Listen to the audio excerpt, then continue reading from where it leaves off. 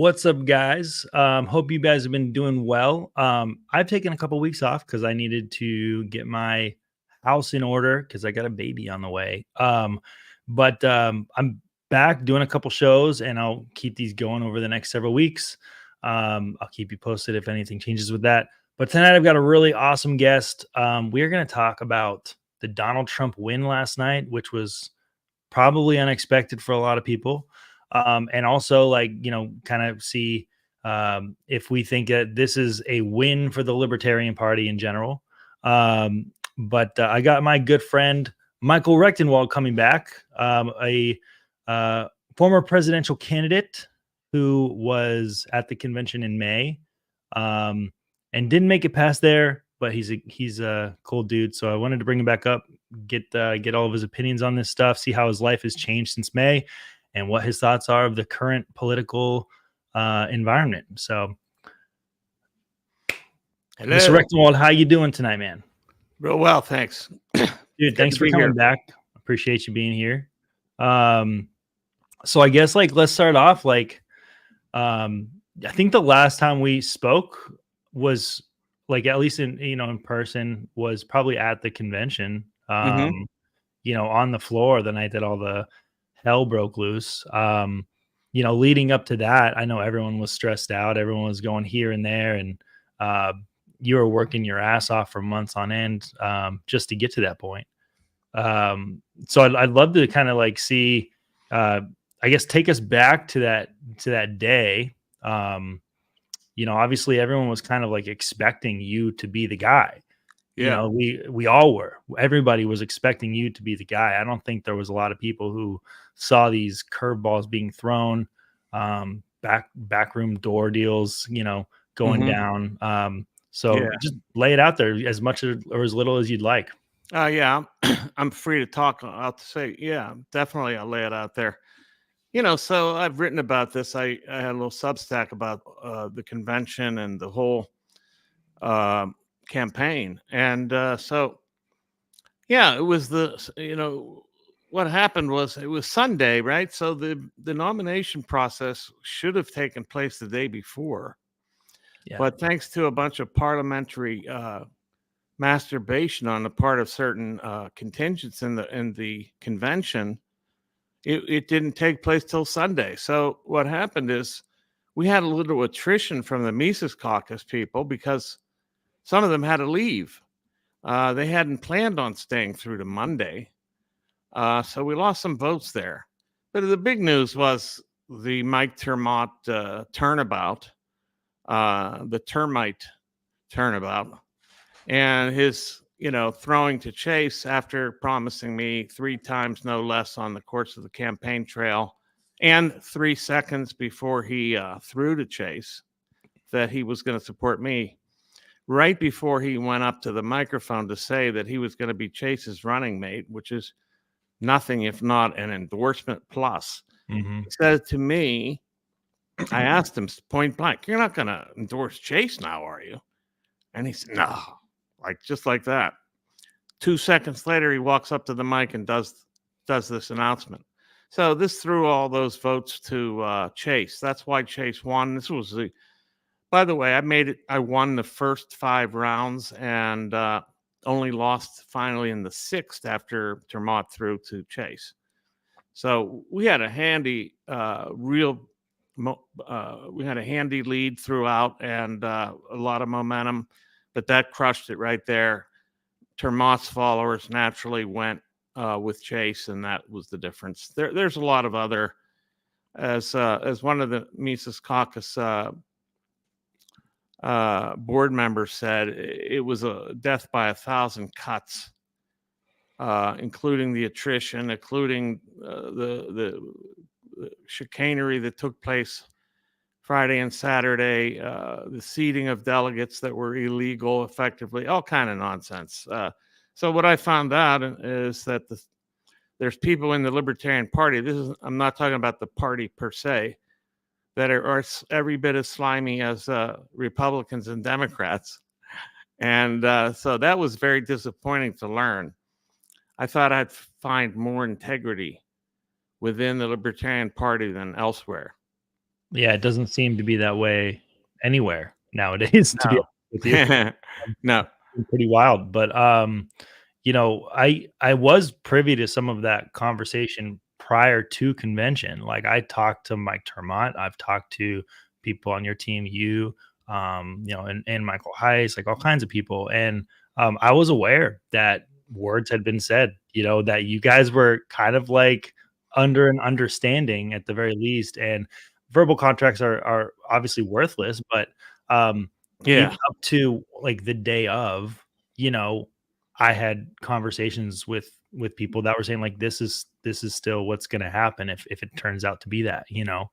Um, Right. and, I was surprised. I remember, like, right after that happened, after he did that, um, I had caught him on the way out to the bathroom, and I had talked to him. I was like, telling him, "Dude, why would you do that? I'm really disappointed in you. That was really slimy what you did there." And he's like, "Oh man, you know, I'm not doing what's best for me.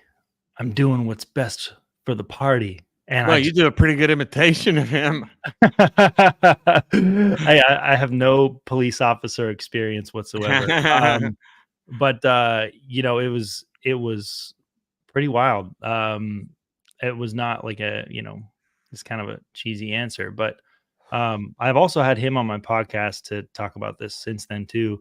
Um, and obviously he denies all of that and blah blah, and his What did team he still say? denies it. I'd have to go back and look. It's been like a couple months. Um, but he certainly said no such deal ever existed. He kind of Wow. repeats what he does on Twitter all the time and stuff. So, um, you He's know, it, then he's an inveterate liar, he which was a is police officer. So what do you yeah, expect? yeah. I mean, uh, and then this case that he was involved in came out afterwards. I don't know why this stuff didn't come out in the process of the campaign. It all starts coming out after. Then we find out Chase is really just, an LGBTQIA plus activist in libertarian garb. Yeah. He kept that really close to the vest during the whole thing.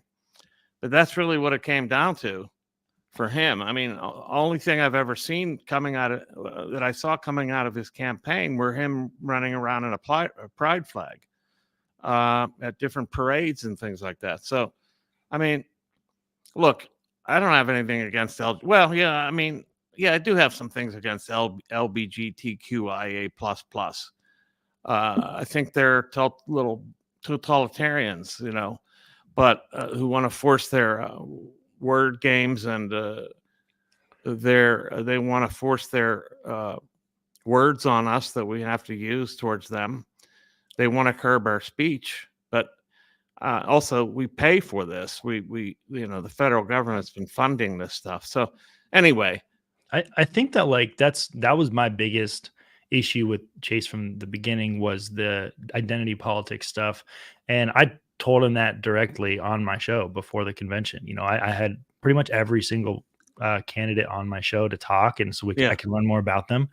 And I've also talked to him twice in person, met him at a few different conventions, and that's the one thing that really bothered me was the identity politics seemed like it was too much of a priority.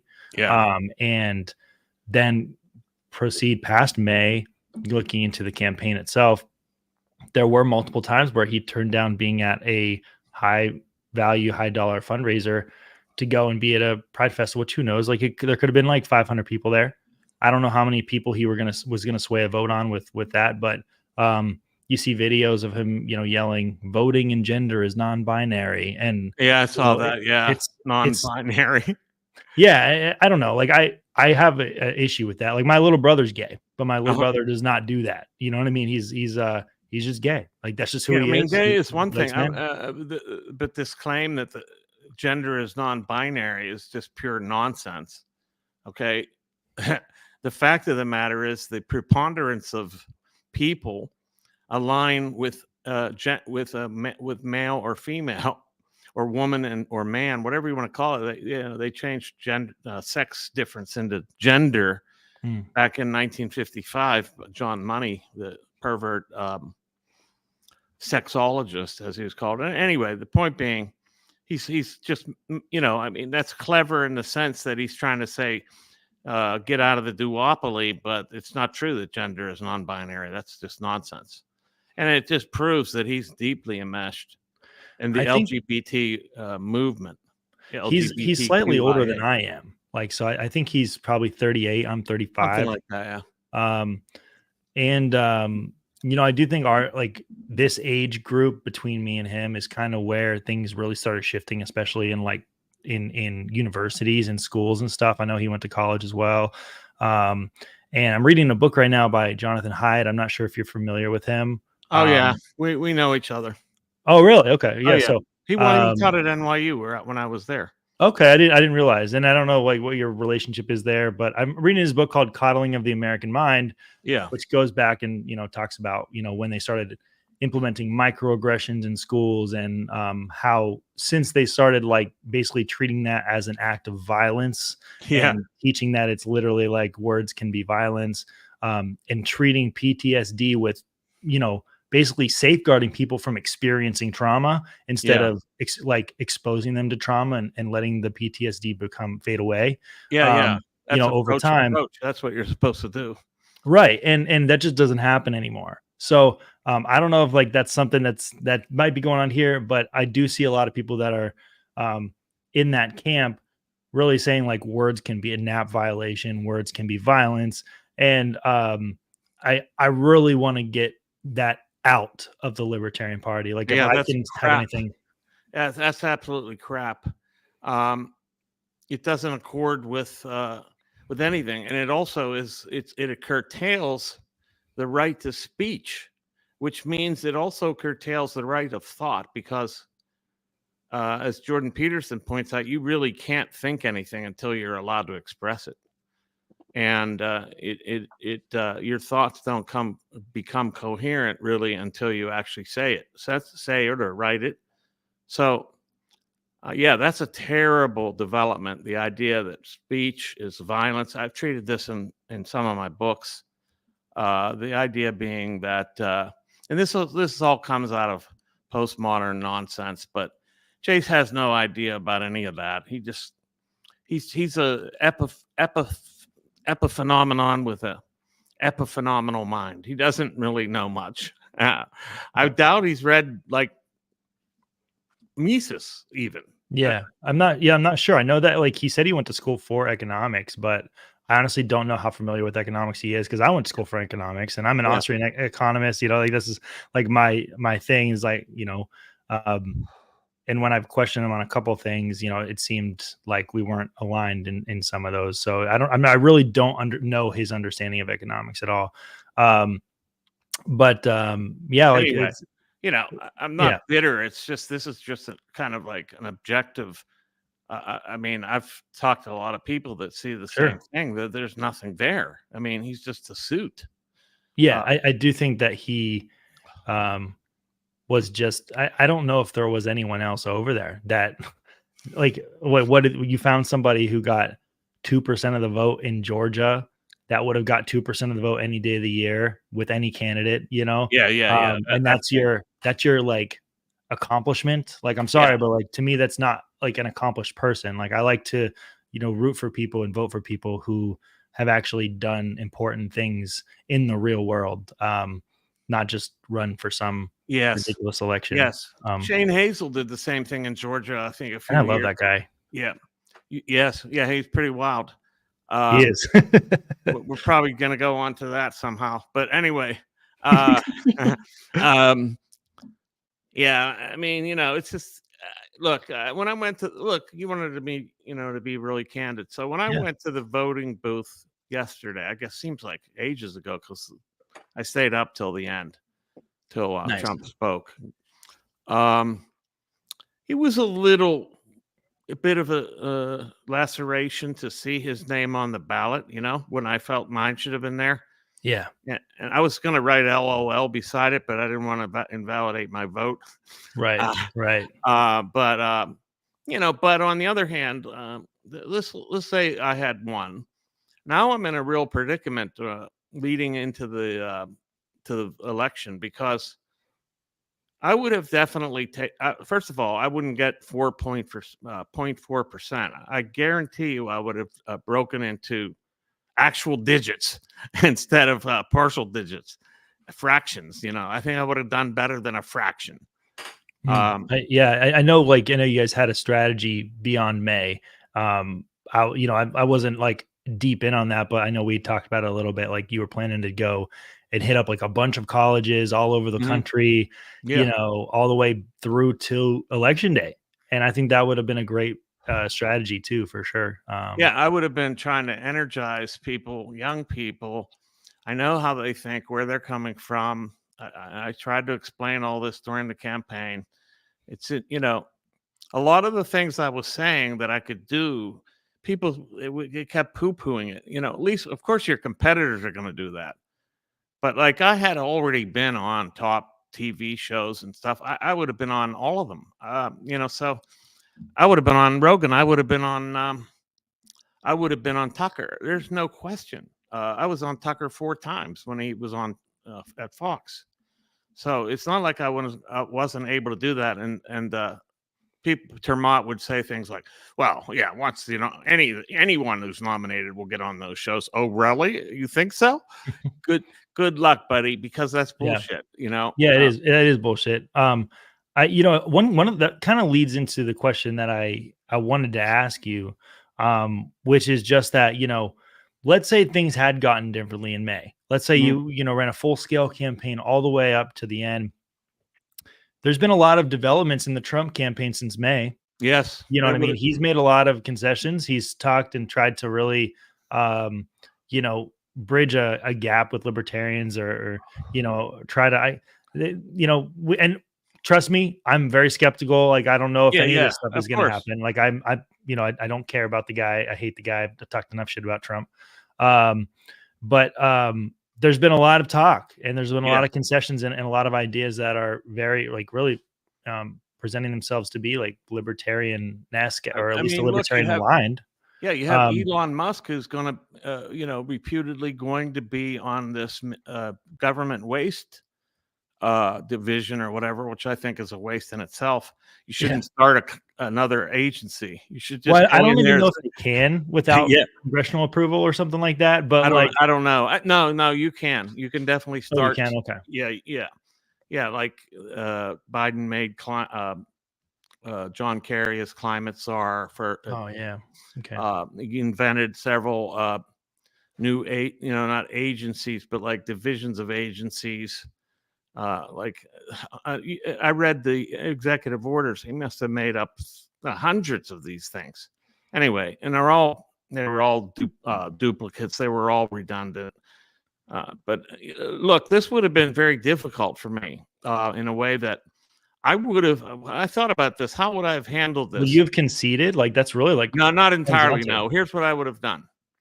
I would have talked to the Trump people, because that's where I would have taken some votes. And it could have been significant in the sense that it's not many votes, but even a fraction is dangerous in a swing state. So what I would have said, I will recommend vocally, publicly, and repeatedly that I want people to vote for Trump in the swing states.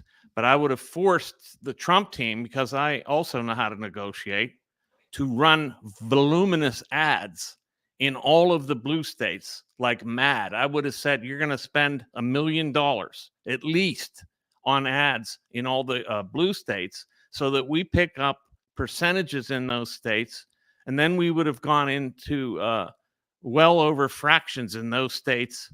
And we still would have got votes in the swing states, because, libertarians, they're not going to do what they're told. um, Right. Right. but I think that I would have negotiated a deal. Why? Because Ron Paul was now talking to Elon Musk about being part of this new, agency or sub-agency or whatever it is. This would have put enormous pressure on me to do something, because and people have said, you'd be a spoiler, nothing else, and you'd give liberty no chance. You'd leave Ross Ulbricht in prison. Things like that. That would weigh on one's conscience heavily. So Yeah. I would have made a deal Yeah. with the deal maker, with I the mean, and art of the then deal. Ron Paul entered the chat towards the end there, He like did. literally in the last couple days, and that was huge. Huge. Uh, And when a guy's life is on the line too, like Ross Ulbricht, I mean, you can and good. I couldn't sleep yeah, if I heard that prospect. I couldn't sleep for years. right. It would have haunted me. So I would have made a deal with the Trump team. I would have demanded tremendous support in the blue states, and I would have said, I will basically tell my people not to support me in the red states, but to vote for you. It's sort of like Kennedy started to do when he when he came out, when he dropped out of the campaign and through his support to Trump. At first, he was saying, "Don't vote for me in XYZ states." Then finally, he came out and said, "Don't vote for me anywhere." Mm, I never would have done that. I would have tried to get the Libertarian Party the 5% that they need to get the matching funds. yeah, I would have gone berserk in those states. And listen, I would have got 10 times the media that Chase Oliver got. I mean, just because he's nobody before he runs for office. I mean, sorry about that, but it's just true, you right. know. Um, and so that's my thoughts on that. You might have wondered that, and I think you did. So Yeah, I think that like sums it up. Like honestly, like I don't know if I was the nominee, I feel like I would have stuck it out to the end as well, but when concessions are happening, there are serious conversations that can happen. And definitely, like who knows, like you could end up appointed to the cabinet of the actual elected president. Who knows what could happen, yeah. but what That's I the thing. That's another thing I thought about yesterday. Damn, if I had been the nominee, I would have had leverage to get into the Trump administration. Now, I think I still could get in. I mean, delusionally, I'm not delusional, but I still think there's a possibility. I do have connections to Kennedy, um, yeah, and I think we need an anarcho-capitalist in there because that's the principles we need to follow, and that's the principles that I would push on that administration. And from there you get nothing, you get these gains that you need. It's not going to be a jump from the most oppressive, one of the most oppressive or at least largest governments in world history to nothing overnight. That's just not going to happen. right. So Yeah, it definitely takes time, and we see that in Argentina right now. Like Javier Milei has his hands tied in a lot of ways, but he's doing what he can in the areas he's able to. And yeah, I don't suspect Trump to end up doing some kind of Javier Milei type, overthrow where everything's just cut, cut, cut. Honestly, I don't trust Elon. I don't trust Tulsi or RFK. I really don't trust the whole lot of them. They're all the Democrats just a couple years ago, and even just within the last year, Elon's talked about like a UBI, and oh he's yeah, still in of favor course of he that. did. Yeah, yeah, yeah. But it's one of those things. Is like I'll I'm willing to like listen to people. You got to be willing to like at least hear their ideas and hopefully work towards some kind of common ground. Um, but I think that's like my biggest issue that I've had with the Libertarian Party over this year, especially. And not to shit on the party too bad. I just the faction is crazy. Like Hmm. it's a nonstop split. Yeah, And I really don't want to dwell on it too much, but um, we aren't working towards common goals. Like we do have common goals. One of those common goals is things like ballot access in certain areas. Now, do I think that we should be bankrupting the party to get ballot access? No. I don't no, think that like it's worth all that money, and I do think that like you need to have the right candidate to support for stuff like that as well. I think that's super important. Um, but one thing I do think they've been doing right is they've been doing a lot of like local support, like more yes, like that's the smaller new. offices, and I've Yes, noticed a huge shift there where they are giving more shout outs to the little guy who's just running for city council and stuff. And I think that they've had quite a few wins all over the country, yeah, actually. that's the strategy now. See, so the Mises Caucus is decentralized revolution. has been brought into the party. This will probably be announced sooner or later, but Michael Heiss is working for the party in building this. So it's not, the Mises Caucus is no longer just like an auxiliary sort of satellite to the party. The very philosophy of the Mises Caucus is now intrinsic to the party's operations. So that's what's going to be going on going forward. And that's very good. Also, some of the things maybe you don't like, but I do, because although you might say we're trying to negotiate with liars and thieves, and I can tell you that that's not easy to do based on my experience, which we've just mentioned. But I think some of the moves that Angela's made toward Trump and getting the promise to get Ross Ulbricht freed, basically just getting some influence over the existing political order. That's a big deal. Because I'm of the belief that the party is not the end all or be all. It is not the end goal. The party's health is important, but the object is liberty. And whatever the party can do to advance liberty, it should do within, within the constraints of the NAP, obviously. And so the strategy is certainly different. It's not anything that the Libertarian Party, from my knowledge, has even tried before. Yeah. How often does the chair of the Libertarian Party go and actually try to sit at the same table as a statist or a former president or somebody who, truthfully, I'm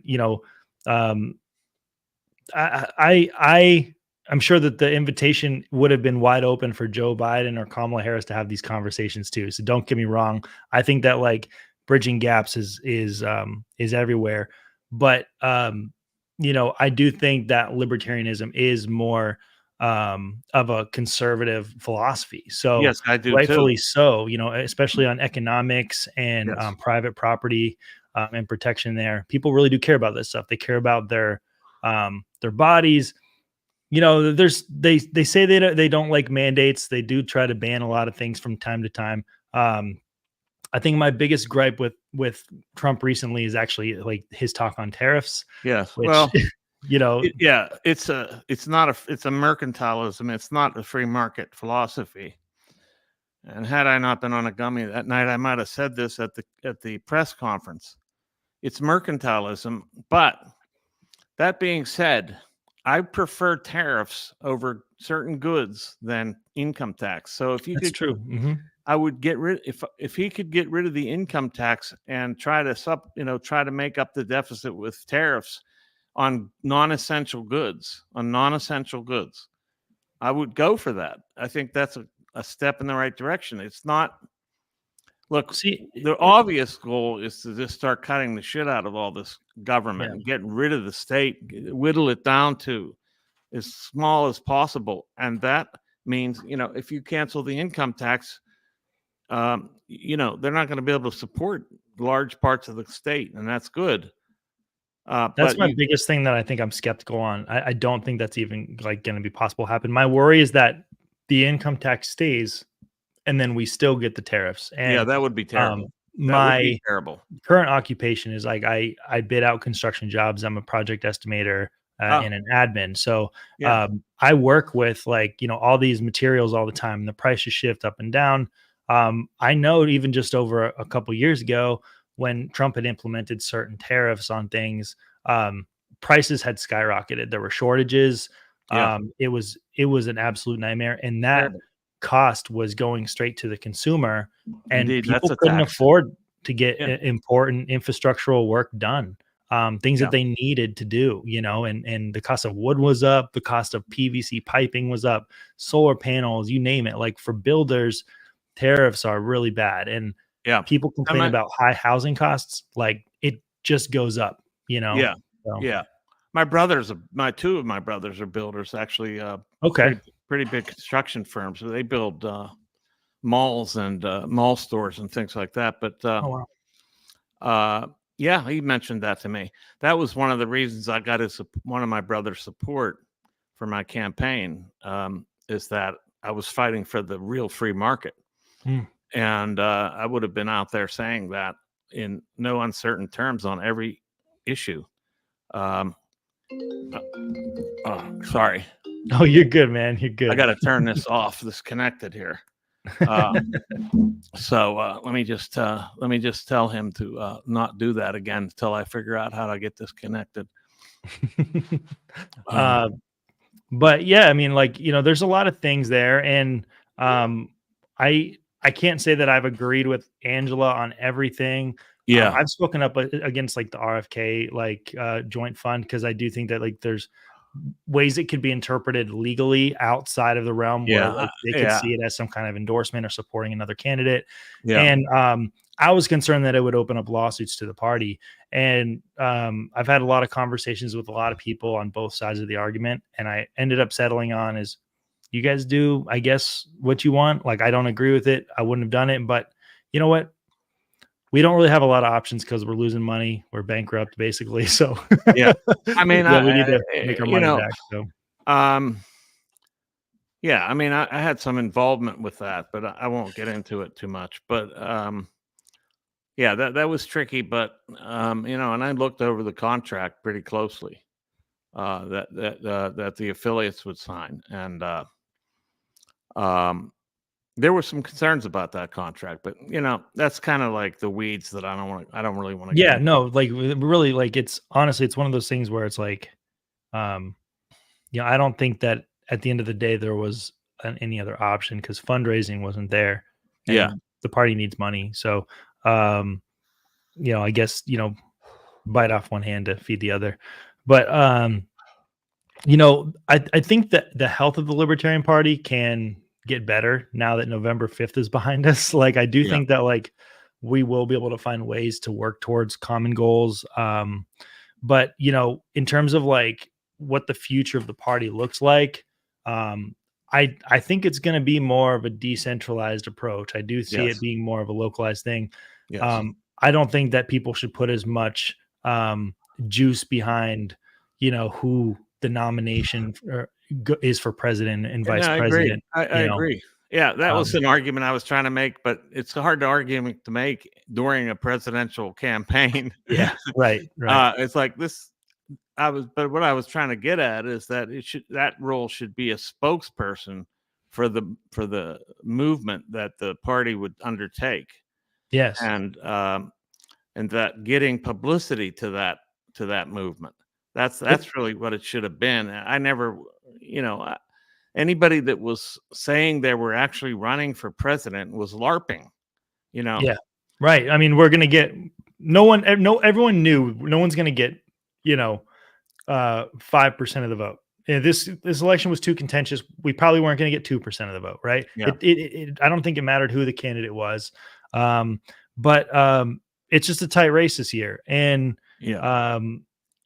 when it comes down to it, On the other hand, though, if we had a vociferous and articulate advocate against war, that's what I uh, was going to say. Yeah, about like defend the guard. If we had a person that was out there as our messenger talking about defend the guard in every single state, who knows? Like it could have been in a spot where like, hey, I'm doing this and I'm competing with you, Donald Trump. Let me tell you about defend the guard. Or and if you don't agree to implement this in some capacity, or at least promote it and encourage your promote people it. to Yeah, promote it in each state and to try to get it passed in every single state, then I'm going to keep running against you, because anti-war that's my line in the sand. You know what I yeah. mean? I mean, he had the one thing that the president could do is not to call up those troops. Yeah, So, absolutely. yeah, Yeah. not to call those troops up, not to call up National Guards persons from the various states, like Biden did, and sent them over to Israel recently, Yeah. and as well as like another $8.7 billion while the country was stricken from a hurricane disaster. It's just unconscionable. Like, Yeah. you know, Insane. it's insane. So we're absolutely, it was like Americans last, not America, Americans last And I'm not America first. But I am, like, if I were to be in office, you're the officer of a country. So you need to take care of the people in it, and you don't rob them to give money to other people. That's an app violation right there. And it's a double violation when it's for war, because you're actually aiding and abetting. I think you're ancillary and, in fact, uh, instrumental in murdering people. That I mean, it's not a perfect transition, but I did have somebody want to ask you a question through me. Okay. And like, I'm not actually as familiar with what this is about, but maybe I'm sure you're probably very familiar. So he wanted to know about your post on deporting Jews and what led up to that. And like, were you Well, presented with new what let information? yeah. Okay. So I didn't say Jews. Okay. I said the Jewish elite, which probably wasn't specific enough. I was in the heat of a moment, but I was referring to people like Blinken, Mayorkas, Garland, all these people in the cabinet that are acting not on behalf of U.S. or other Americans' interests, but rather in the interests of Israel. And that's what I was Mhm. talking about. I think they should be removed from office.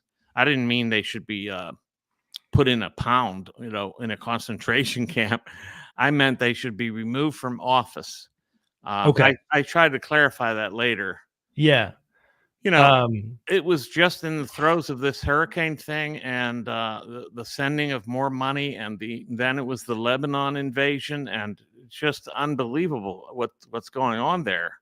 yeah. And I am a Christian too, so I didn't Yeah. really appreciate them bombing Christian churches for no reason at all. Just bombing Christian churches in Lebanon.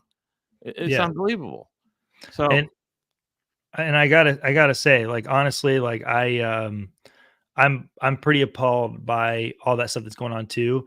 And I think as Americans, we do get very desensitized. We don't experience war every day. We see pictures, and we've seen the pictures on the news every day for over 20 years. So over time, that desensitizes people. So you see a pile of rubble with, a couple dead bodies, and a news headline every day that says this many people died overseas or whatever it yeah, is. right. That doesn't hit as heavy on us when we see that every day. Yeah, Whereas people are actively living through that every single day. Like, I go to work, I'm not worried about wherever I'm going getting, a freaking Raytheon, missile like dropped on wherever I'm working. Like, I'm not worried about that. It's not yeah, going to or happen. drone bombing you or something. Yeah. Yeah, But it's literally actively happening every day, and we've been facilitating both sides of every war for over, well, I mean, well over 20 years for sure. yes. But you know, So that language. Just going back to the tweet, yeah. not specific enough. So I tried to clarify that later. Uh, I never say things like "the Jews." First of all, there's I no don't, like I said, I didn't see the tweet, so I actually don't know what there's you're talking no. about. I'm not a collectivist in this sense. I don't. I believe that everybody is individual, but there are tribal propensities amongst people. And I'm not the collectivist, they are. And you can point out their collectivism without being a collectivist. And there's, I think, mixed allegiances. Even Thomas Massey, I think just today, or was it yesterday? I forget, because these days are running together, um, has said that there should be no dual citizens in Congress or the Senate. And I agree Mm, wholeheartedly with that. yeah. Yeah, absolutely. Um, I don't know. I wish we had more of an anti-war message going into this presidential campaign. Coulda, shoulda, woulda. Like, it really is. I'm glad that you're back to living. Like, hopefully, what is a normal life for you. I know you were writing some books, right? Yeah, I'm Yeah, are you writing. still working on that? Yeah, it's very good to ask. Thanks for asking. Right now, I'm writing most interestedly a novel. So I really like fiction. I've written two other books of fiction. One was a novel called Thought Criminal. That was written during the COVID period. and that's a pretty good sci-fi thriller. I think it was pretty good. So, but this one is another novel. I also have plans on writing a nonfiction book, but when I get into fiction, it's too fun to go back to this expository prose. I can imagine. Yeah. Yeah, fiction is a blast, but it's hard. It's the hardest genre. It really is tough, and I've been working on that. I'm considering releasing it serially, but I might wait and put it all out at once because some of the chapters include rhetoric from rather incendiary rhetoric from one of the characters, Okay. and yeah, and but it's just to show something, and there's an interesting pretense to the novel, how the pretext, I should say, of how this guy that's basically a researcher who gets in trouble for the language of somebody else, and ends up being investigated by Europol in Europe, and is under like a scrutiny. So that's what I'm working on. And I'm also writing my Substack, and I publish something like 2-3 times a week. It's mrectenwald.substack.com. That's going really well. I have a lot of subscribers, some 20,000 subscribers. Wow, that's great. Yeah, a good number of them are paid. And so that really, that's kind of one of my streams of income now. I had to replace the Hillsdale Fellowship, Right. because they wouldn't really tell me. Yeah, they never really gave you a real answer, huh? No. Well, I'm glad, like, like you're where you're at now, and I know that you're gonna put this thing out. It's gonna kick ass. I'm looking forward to reading that. Thanks.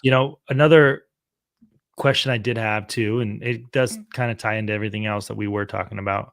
Have you talked to any of the other presidential candidates since the convention? Do you still get along with any of them, or? Well, we had a few conversations with Termott, but wasn't directly. My assistant actually talked to him, and it didn't go well.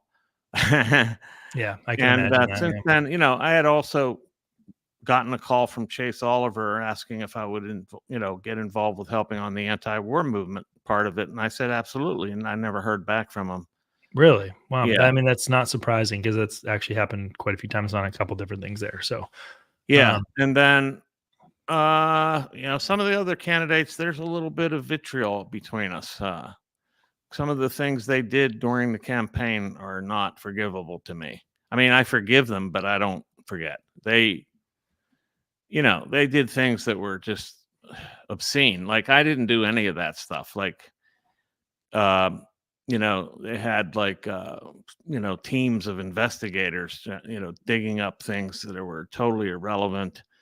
That I was on MSNBC back in 1998 and said things about, well, I was anti-war. That's one thing. And this reason I was getting on there was, this was more like 2002, 2003, when I was getting on there talking about the Iraq War and denouncing it. And, but they found something I say here and there, where they said I was, they said I worked for the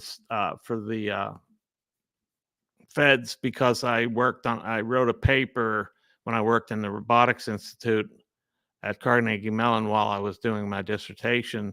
I wrote a paper that was funded by DARPA. So what? It's just silly stuff. But anyway, that there is was wild. Yeah. I mean, they had trolls coming after me, stuff like that. I wrote about this a little bit in my Substack, but it's so some of the people I don't really want to talk to again. The guy that I like most, to tell you the truth, even though we differed a lot, is the little guy. What's his name? His Toad? name. No, not Toad. Toad I like too. Yeah. I mean, like, who can't like? I love Toad. What's his name? You're talking about Lars Jacob Lars is Hornberger. a nice guy too. I like Lars. And then there's Charles Bailey too. Bailey's a nice guy. I mean, we're totally different, but Yeah, I didn't care for Bailey, but what's his name? The short guy that's run so many times.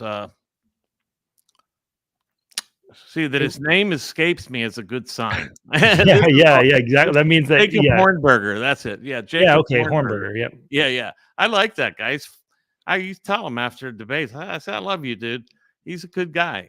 Actually, I got along with Chase too. We got along personally. He's not very revelatory, or he wouldn't share much. He's very tight chest, tight-lipped, and keeps things close to the chest. But he Yeah. was decent. He was a decent guy. But there was some other people that I won't mention that. I think we can put it together. Yeah, I mean, their behavior towards me was just really slimy, and I wasn't doing that in reverse. It's so stupid. Look, we said this before the show started. When the stakes are low, when you're dealing with breadcrumbs, people seem to be more fierce than when the stakes are higher. Yeah. Well, we need to get back to fighting over loaves of bread instead of breadcrumbs. Yeah, exactly. And not fighting each other. I think there's too much infighting in libertarians, in the libertarian movement with the lowercase. I mean, there are certain lines in the sand that I don't like, and I won't go there. Yeah, I won't support it. But I think that giving hormones and sex change hormones and puberty blockers to children. Yeah. I don't care if their parents consent or not. That's a NAP violation. They are adults. They cannot make a decision on that score. So I won't ever cede that point. I just think it's ridiculous. But yeah, it is ridiculous. It is. It really is. And even as of within the last week or two, stuff coming up about him supporting federal prisons transitioning and stuff, that was wild to me as well. That's wild too, because you're paying for it now. Yeah, right. Exactly. Like you're saying that I should be taxed to pay for a prisoner's sex change. That's freaking outrageous, dude. Yeah, it is really wild. Like I don't understand where it came from. Maybe it was like he needs to bite his tongue over that, but I don't know. Either way, I'm at the point where I really want to just try to keep building. I'm definitely in New Hampshire, and there's no better place for libertarians to build together than New Hampshire. And I know that everyone up here really likes you, and they're hoping you move here someday. I know Dennis Pratt. I'm going to. I just have a few things to settle here. Yeah. I have 3 grandchildren. I just had my oldest son. Just his woman had a baby, and then I have another one on the way with my youngest son. And just like you, they're expecting very soon. And it's hard to wrest yourself away from those kind of ties. This is the issue I find. And I'm willing to do it, but I'm trying to see if my son can get into. He's going to med school next year, to see if he can get into med school in New Hampshire. That'd be awesome. Yeah. I mean, I'm gunning for you. Hopefully that works. I know are you still in PA right now? Yeah, I'm in Pittsburgh. Okay. Yeah. Yeah, I live in a strip district. It's called. It used to be like a warehouse district, so I live in like a loft. Yeah, I mean, I'm kind of familiar with Pittsburgh. I used to go there all the time. I'm from State College, so cool. Really bummed that Penn State lost this last week. I'm not sure if you follow college. I didn't follow that. I do follow Pitt, and they got blown out recently too. They were doing really well, but got blown out recently. Yeah. I think they come up against the SEC teams. Forget it, But anyway, right. We're off topic a little. a little bit. It's all good. I mean, I just wanted to have honestly, it's been a while since we talked, and I just thought it'd be good to bring you on, have just a normal conversation, see where you're at. I know it's been a crazy several months, but I'm really hoping that now that November 5th is behind us, which was, I think, the center point of a lot of the contentious behavior. Yeah. I think that we can grow. I really think that we can build from here. And there's going to be people that aren't willing to work and reach across the aisle. That's going to happen. And I don't think that needs to happen. But I think if the majority needs to do that, if the majority of people are at least willing to, try and put some stuff in the past, at least, I think that we can build a force in 2 years and 4 years. We can really make some differences in local elections and spread liberty. Absolutely. That's where it's at. And now we won't have, I don't think, I think under the Democrats, what you're going to face is more and more centralization and accelerated statism, really. Yeah. And I think here there's the possibility that there's some arresting of this, ever burgeoning behemoth of a federal government. There's a chance that we could actually start to see some cutting to it. And you had asked, did we, I think it was in the invitation, did libertarians lose? Libertarians didn't lose. They did win in the sense that there's a chance that we could have some impact. Yeah, that was the question. Was, did the Libertarian Party win? Did they win? So Donald Trump won. The party did not win. Yeah. The Libertarian movement may win some things. Yes, and that's up to be decided. Yes. Really, January 20th and on. That's going to say a lot. There's going to be a million things we hate on and shit on Trump for going forward, and I am not planning to pledge my allegiance to that man ever. So I think we just need to keep pushing him on these things that he's at least said he would do, and hope that he gets at least one or two of them done. If that happened, I think that would be huge. So yeah, that's better than nothing, and it wouldn't have happened under this other administration, that's for sure. So we averted what I think was the emergence of a single party system. Now, if the Democrats had won this time, I really think that we were headed towards a single party state. Could be. Yeah. And that's, now you're into Soviet territory.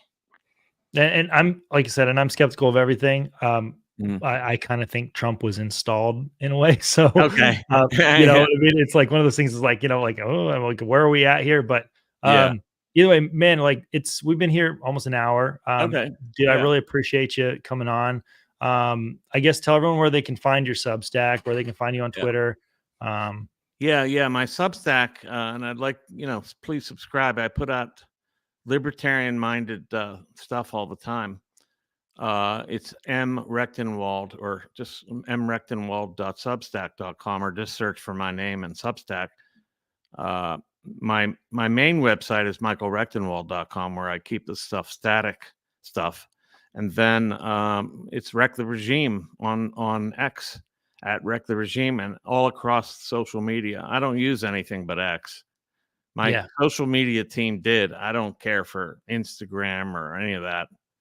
I just don't have time for it. I like to be able to just go on, put static words on the page, and go on, and send them. Right. Yeah, no, that's the way to do it. I'm kind of in the same boat. So, well, dude, thanks so much for being here. We'll definitely talk again soon.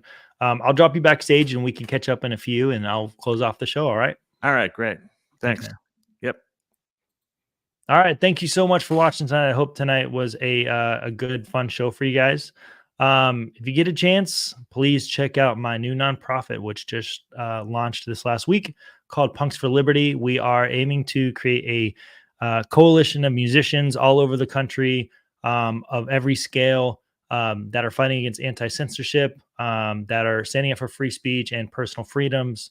And part of our goal with that is to go out and table at several major music festivals next year. So we'd like to table at 5 major music festivals. Check us out at punksforliberty.org. And until next time, well, I guess we'll see you. I don't know when it's going to be. Probably just next Wednesday. All right. Have a good night. See you.